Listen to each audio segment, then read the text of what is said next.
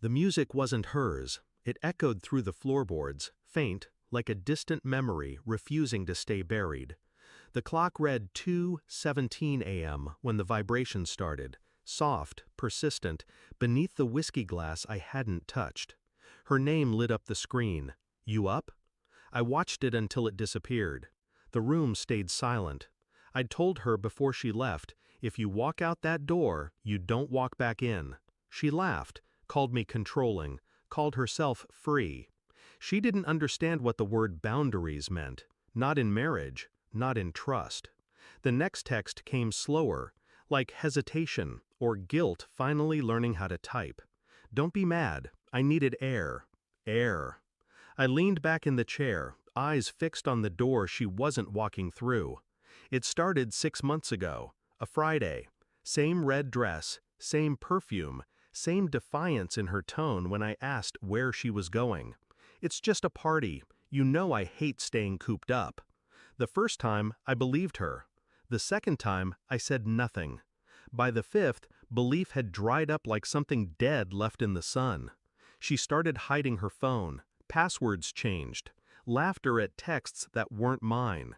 That silence when I entered the room. I didn't ask. Asking gives permission to lie. So I waited. Not for truth, for proof. That night, when she came home at 3 a.m., mascara blurred and her heels in hand, she kissed my forehead like I was a sick child, whispered, "Don't wait up next time." I didn't sleep. I didn't speak. But something inside me had already left. Her second phone wasn't hard to find. People who hide always think they're smarter than the ones watching. She kept it in the drawer beneath her scarves, wrapped in silence. The password was his birthday. I only knew because he left her flowers once, white lilies, with a note signed D. The text threads were surgical in their intimacy. No declarations, just plans, dates, times, hotel names. She said she needed air. What she needed was an escape she didn't have to own. I didn't rage. I documented, photographed every thread, saved every location ping, printed every receipt she thought she'd deleted. A ghost in my own home, I kissed her goodbye in the morning. I told her to have fun. I watched her smile with her teeth and not her eyes. And I waited, not for her confession, for her collapse.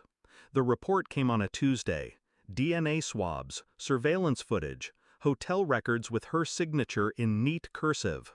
She wasn't just unfaithful, she was intentional, strategic, cruel even. I didn't throw the report in her face. I left it open on the dining table beside a glass of her favorite wine. She found it when she got home.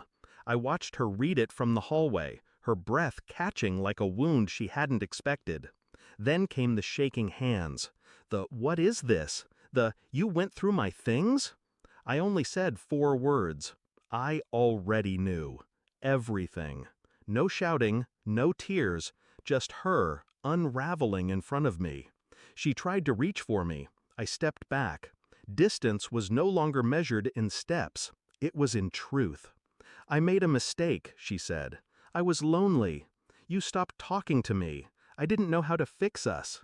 I studied her like a patient file. Symptoms, patterns, the long list of ignored warnings. "I warned you," I said. And I had. That night, the one before the party, when I told her if she walked out, she wouldn't come back to the same man. She thought I meant I'd be angry. She didn't understand.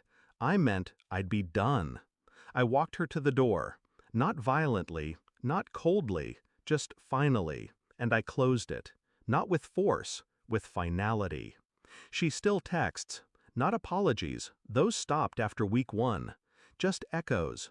Memory fragments trying to rebuild a bridge I burned in silence. I don't respond. Some truths don't need retelling. Some betrayals speak louder when met with nothing.